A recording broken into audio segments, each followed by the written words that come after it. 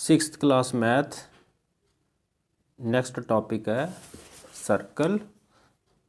Circle आम आप देखते हैं जोड़े कॉइनस है, बैंगल्स है, चपाती है, सारे सर्कुलर होंगे। जो ₹1 नो कॉइन, ₹2 कॉइन, ₹5 कॉइन, आम आप सर्कुलर देखते उन्होंने। हुण सर्कल का मतलब की है, मेन डेफिनेशन की है, a circle is the set of all those points, a set of all those points in a plane whose distance from a fixed point remains constant. ये डेफिनेशन है, ये अपनी फेयर कॉपीज़ के विच definition जरूर लिखनी है। हुण इत्थे ने क्या set of all those points, ਇਹਦਾ मतलब की है, ਜਿਹੜਾ सर्कल है ना छोटे छोटे पॉइंटां ਦਾ इदा बनया होया, जे इन्हों मैं सारिਆਂ ਨੂੰ ਇਕੱਠਾ कर दिया तो सर्कल बन जाता। That is means set of points. इन्हां दी जिहड़ी दूरी है सारे सैट ऑफ पॉइंट्स दी एक सेंट्रल पॉइंट तो हमेशा फिक्सड रहिंदी है। जे 4 सेंटीमीटर तो 4 सेंटीमीटर रहनी है, 3 सेंटीमीटर है तो 3 सेंटीमीटर रहनी है, 2 सेंटीमीटर है तो 2 सेंटीमीटर ही फिक्स रहनी है। इनू असीं कह दिंदे आ सर्कल। हुण नैक्सट डेफिनेशन हैगी है radius. The distance from any point on the circle to its center is called the radius of the circle. Circle तो पहला आप center of the circle देख लिए। The fixed point inside a circle from which all the points on the circle are at equal distance is called the center of the circle. वो भी यही गल आ गई, आ सेंटर पॉइंट।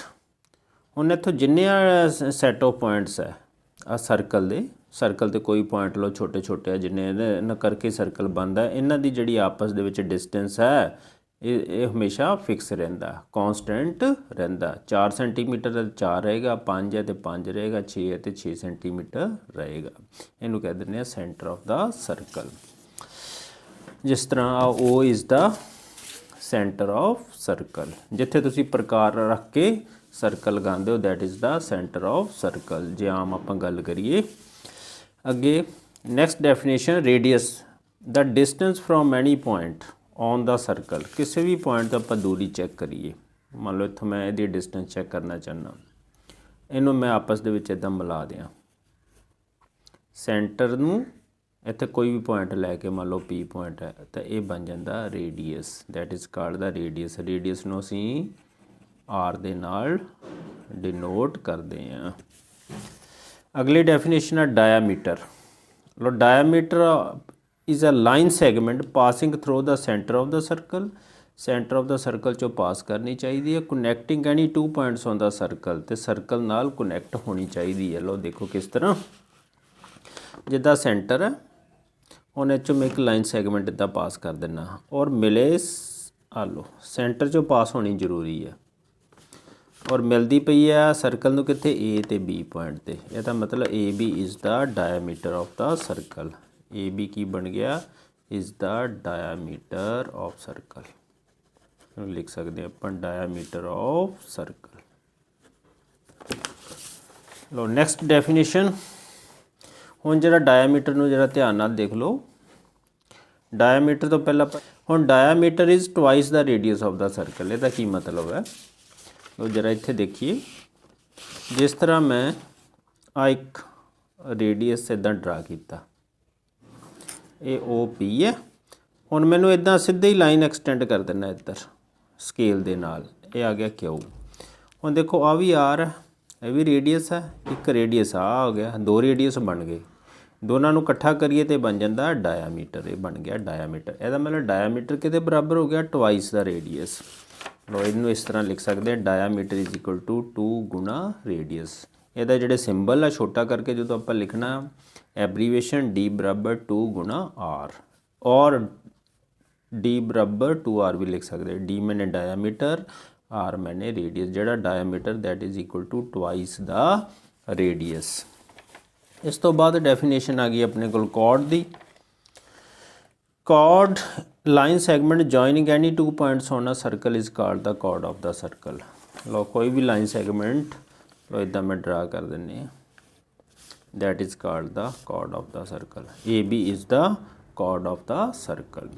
ਹੁਣ ਜਿਹੜਾ longest chord, ਹੁਣ ਇੱਦਾਂ ਜਿੰਨੇ ਇਨਫਾਈਨਾਈਟ chord ਡਰਾ ਕਰ ਸਕਦੇ ਹੋ, ਇਨਫਾਈਨਾਈਟ ਹੀ ਰੇਡੀਅਸ ਇੱਕ ਸਰਕਲ ਦੇ ਵਿੱਚ ਡਰਾ ਕਰ ਸਕਦੇ ਹੋ, ਇਨਫਾਈਨਾਈਟ ਹੀ ਡਾਇਆਮੀਟਰ ਡਰਾ ਕਰ ਸਕਦੇ ਹੋ ਇੱਕ ਸਰਕਲ ਦੇ ਵਿੱਚ। ਇਹ ਯਾਦ ਰੱਖਣਾ ਹੈ, ਇਨਫਾਈਨਾਈਟ ਹੀ ਆਪਾਂ chord ਡਰਾ ਕਰ ਸਕਦੇ ਹਾਂ। ਹੁਣ ਲੌਂਗੈਸਟ chord ਕਿਹੜਾ ਹੋਏਗਾ? ਇੱਦਾਂ ਜੇ chord ਆਪਾਂ ਡਰਾ ਕਰੀ ਜਾਂਦੇ ਇੱਕ chord ਹੈ ਜਿਹੜਾ ਸੈਂਟਰ 'ਚੋਂ ਵੀ ਪਾਸ ਕਰ ਸਕਦਾ ਜੇ, ਇੱਕ ਨਹੀਂ ਇਨਫਾਈਨਾਈਟ chord ਜਿਹੜਾ ਸੈਂਟਰ 'ਚੋਂ ਪਾਸ ਕਰ ਸਕਦੇ, ਇੱਧਰੋਂ ਜਿੰਨੇ ਮਰਜ਼ੀ ਪਾਸ ਕਰਾ ਦਿਓ। ਜਿਹੜਾ ਤਾਂ ਸੈਂਟਰ 'ਚੋਂ chord ਪਾਸ ਕਰੇਗਾ that is the longest chord, ਉਹਦਾ ਨਾਂ ਕੀ ਹੈ? ਡਾਇਆਮੀਟਰ। ਇਹਦਾ ਮਤਲਬ diameter is the longest chord, ਚਾਹੇ ਇੱਧਰੋਂ ਪਾਸ ਕਰਾ ਦਿਓ ਚਾਹੇ ਇੱਧਰੋਂ ਪਾਸ ਕਰਾ ਦਿਓ।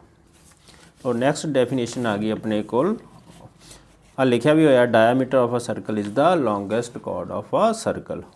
ਹੁਣ ਇਹ ਡੈਫੀਨੇਸ਼ਨਸ ਅੱਛੀ ਤਰ੍ਹਾਂ ਯਾਦ ਕਰਨੀਆਂ, ਨੰਬਰਿੰਗ ਪਾਈ ਪਹਿਲਾਂ circle, centre, radius, diameter, chord। ਹੁਣ ਵਾਰੀ ਆ ਗਈ ਆਰਕ ਦੀ। ਇਹ ਡੈਫੀਨੇਸ਼ਨਾਂ ਮੈਂ ਅੰਡਰਲਾਈਨ ਕੀਤੀਆਂ, ਇਹ ਤੁਹਾਡੀ ਬੁੱਕ ਦੇ ਵਿੱਚ ਮੈਂ ਨਾਲ PDF ਦੀ ਇਹਦੀ ਫਾਈਲ ਪਾ ਦੇਵਾਂਗਾ ਨਾਲ। ਸੈਂਟਰ, ਰੇਡੀਅਸ ਅੰਡਰਲਾਈਨ ਕੀਤੀਆਂ ਹੋਈਆਂ, ਨਾਲ ਮੈਂ ਬੋਲ ਵੀ ਦਿੱਤੀਆਂ ਨੇ। ਆ chord ਇਹ ਜ਼ਰੂਰੀ ਨੇ, ਬਹੁਤ ਹੀ ਇੰਪੋਰਟੈਂਟ ਡੈਫੀਨੇਸ਼ਨਸ। ਲੋ ਹੁਣ ਆਰਕ ਦੇਖੀਏ, a part of a circle is called arc. ਹੁਣ ਦੇਖੋ ਕਿਸ ਤਰ੍ਹਾਂ, ਜਿਸ ਤਰ੍ਹਾਂ ਆ ਸਰਕਲ, ਇੱਥੋਂ ਮੈਂ ਤਾਂ ਇੱਕ ਪਾਰਟ ਲੈ ਲੈਣਾ, ਇੱਕ ਹਿੱਸਾ ਲੈ ਲੈਣਾ AB, that is called the arc of the circle. ਆ ਵਾਲਾ ਇੰਨਾ ਪਾਰਟ ਬਸ, ਇਹ ਇਹਦੀ ਆਰਕ AB ਹੋ ਗਈ। ਇਹਨੂੰ ਕੀ ਲਿਖਾਂਗੇ? ਆਰਕ AB। ਹੁਣ ਇੱਕ ਛੋਟੀ ਹੈ, ਇਹਨੂੰ ਕੀ ਲਿਖ ਦਿਆਂਗੇ ਨਾਲ? ਮਾਈਨਰ ਆਰਕ AB, ਆਰਕ AB। ਹੁਣ ਇੱਧਰ ਆ ਗਈ ਆਰਕ ਵੱਡੀ, ਇੱਥੋਂ B ਤੋਂ ਇੱਕ ਬਾਰ ਵੀ ਪੈ ਰਹੀ ਨਾ ਆਰਕ, ਆ ਪੂਰੀ ਇੱਥੋਂ ਤੱਕ ਪੂਰੀ ਘੁੰਮ ਰਹੀ ਹੈ, ਇਹ ਵੱਡੀ ਹੈ, ਲਾਰਜੈਸਟ ਹੈ। ਇਹਨੂੰ ਆਪਾਂ ਲਿਖ ਦਿਆਂਗੇ major arc BA, major arc BA।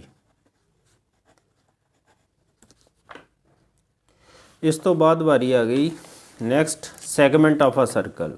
The region enclosed by an arc and its corresponding chord is called the segment। ਲਓ ਜਿਸ ਤਰ੍ਹਾਂ ਸਰਕਲ ਬਣਿਆ, ਪਹਿਲਾਂ ਇੱਕ chord ਡਰਾ ਕਰ ਲਓ, ਮੰਨ ਲਓ AB chord ਮੈਂ ਡਰਾ ਕਰ ਲਿਆ।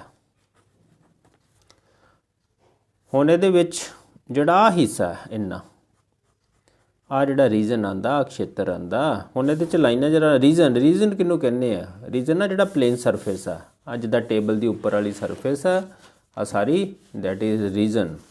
ਇੱਦਾਂ ਹੀ ਆ ਬੁੱਕ ਦਾ ਸਾਰਾ ਪੇਜ ਇਹ ਕੀ ਆ? ਰੀਜਨ ਹੈ, ਖੇਤਰ ਆ ਬੁੱਕ ਦਾ। ਇਸੇ ਤਰ੍ਹਾਂ ਜਿਹੜਾ ਰੀਜਨ ਆ, ਜਿਹੜਾ ਖੇਤਰ ਪੈਂਦਾ ਵਾ, ਇਹਨੂੰ ਅਸੀਂ ਕਹਿੰਦੇ ਆ ਸੈਗਮੈਂਟ ਆਫ ਆ ਸਰਕਲ। ਹੁਣ ਇਹਦੇ 'ਚ ਛੋਟੀ ਆ ਆ ਏਰੀਆ ਜਿਹੜਾ chord ਤੇ ਆਰਕ ਦੇ ਵਿੱਚ ਵਾਲਾ area, that is called segment. ਹੁਣ ਜੇ ਛੋਟਾ ਤੇ ਇਹਨੂੰ ਕਹਿ ਦਿਆਂਗੇ ਮਾਈਨਰ ਸੈਗਮੈਂਟ, ਆ ਬਾਰ ਆ ਜਿਹੜੀ ਇਹਨੂੰ ਕਹਿ ਦਿਆਂਗੇ ਮੇਜਰ ਸੈਗਮੈਂਟ। ਹੁਣ ਇਹਨੂੰ ਕੀ ਕਿੱਦਾਂ ਲਿਖਾਂਗੇ? ਮਾਈਨਰ ਸੈਗਮੈਂਟ, ਇਹਨੂੰ ਇੱਦਾਂ ਲਿਖ ਦਿਆਂਗੇ ਜਿੱਦਾਂ ਆ ਏਰੀਆ ਇਹਦੀ ਗੱਲ ਕਰਦੇ, ਤੁਹਾਨੂੰ ਲਿਖ ਦਿਆਂਗੇ minor segment AB A to B।